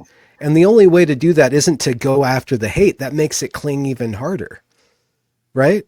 And so there's this way of proceeding humanly that I want to embody, and I make mistakes and missteps. And I do have to because the way that the friend-enemy distinction works out is that I end up being friends with people who are the bad guys, just because I talk to them and just because they like me, Yeah. for whatever reason. Well, it's interesting because, like, in the previous reality, the previous culture war against the left, like, I probably would have struggled more to, figure out, not really. I mean, I have friends that are gay, and things like that. It's, like within these religious spaces and the in and out group, like how, doctrinally, where do we draw these lines and those types of things? And then, this situation where it seems like some people sometimes have the ability to meet different people where they're at better than other people can. Yeah. And, and so it kind of depends on where you're at on that. So I think that's true. And the other thing that you brought up about going to Bible college, which I went to one myself, and your story was so reminiscent of, I mean, so many stories. And I've probably been both characters, before. Actually, I've been the kid in high school that, shamed a girl. And then in college, I was like being, lewd and stupid. And then got called, stupid, or got called not acting Christian or something. And yeah, you're at different places in life too. And this whole phenomenon, like, I mean, Trump has played a really big role in all of this culturally, because he took the locker room and made it public. and that wasn't where we were at as a culture, but that's where we're at now. And if you don't know how to, like you say, engage in that space, like the way that you outlined, if you don't know how to like have a conversation with a brother that says, which is kind of what I thought I saw some of Patrick Bet-David doing in his conversation with Nick Fuentes, which was, he met him, he didn't just shame this guy into non-existence or like make the problem worse in a way, in a certain kind of way. And that's what I think you're talking about. My question for myself, because I am more sympathetic, I am conservative coded in so many ways. Like, could I have had that posture to the left? And I wonder, and there's this other piece of this conversation that is related to how, I don't know, I kind of lost it, but how we relate to people. I don't know. I had one more point I was going to non-judgmentally or suspension of that judgment. Yeah, I don't know. Not being able to talk to the left. Yeah, not being able to talk to the right. Oh, okay. This is, and where this is a little bit of a thesis that I've developed related to all this, but we lived in kind of a covert narcissistic society, and that's the bureaucracy and the blue church. And now we're in an overt narcissistic society where like that is the posture that is dominating. Is like, I don't have to guess what this guy, I don't have to guess what he's thinking. He's going to say it and he doesn't care. And he's going to try to take people down. And it's like very clear, where previously we were in a situation where people would say one thing and behind their back, they're doing all this evil stuff, but they would present. And now we see people that say evil things out loud, or, quote unquote, evil things out loud, like a Trump or even Nick Fuentes or something. And we're like, oh, but really so many of those things are said in text messages, left or right. Like they're saying the quiet thing out loud. Trump was saying the quiet thing out loud, and now Nick is in a certain way. And so it's like everyone wants to go back to some version of that. And we're not there right now. And it probably will swing back to some kind of Victorian, thing in the future, because everything's on versions of, and I see some of that on the right, like of wanting, to wear suits to church. And there's some of this like trad thing that wants that. But at the same time, there's this other part that's at play with the language that's not like that. I said I was going to give you the last word, but I went ahead and responded to what you said. The group that I saw, we all dressed up in fancy clothes. It was very interesting. We all kind of, everybody expected everybody to respect the event by dressing in a certain way. Yeah. And that was, it was symbolic of some things. Like, no, we have our shit together. We've already learned the Peterson thing. What's next? Right? Yeah. We're all clean shaven, and we're here, but we don't do the polite, we do impolite things. We don't have a problem with, not everybody's on board with all the things that were said, but there's some things that were said that were hilarious to hear said, because you're not supposed to say those things. And you're like, well, okay, well, that's funny. But it's more honest, I guess, is what you're saying. Yeah. It's a strange kind of honesty. I'm not scared of it. I'm not allergic to it. I think it's a release valve, and the best way to get over Hitler is to not care. Right? The best way to get over racism is to kind of accept it as a part of a certain tier of tribal identity. Existence. It doesn't have to scale into evil, but it releases tension. Well, and I mean, yeah, and that's something related to the old kingdoms, kind of and that's a whole nother conversation. But when you would marry your heir off to another kingdom, was to release that tension between these two ethnos, even if they were still a lot closer in Europe or something like that. But man, Benjamin, we went all over the place, and Good show. I hope so. And obviously, many people watch Benjamin Conversations podcast. There's so much more we could talk about, but buy some of his merch. And thank you for paying attention today and hanging out. So leave a comment, everyone out there. Yeah, all right, man. Subscribe, all the things. Everyone, thanks for sticking around this long. If you're here at the end and you want to watch some other conversations, maybe it's your first time checking out yours truly, check out this playlist over here. And maybe this one is also going to be more interesting to you. And if you want to follow along to the podcast, check this podcast playlist out. And subscribe.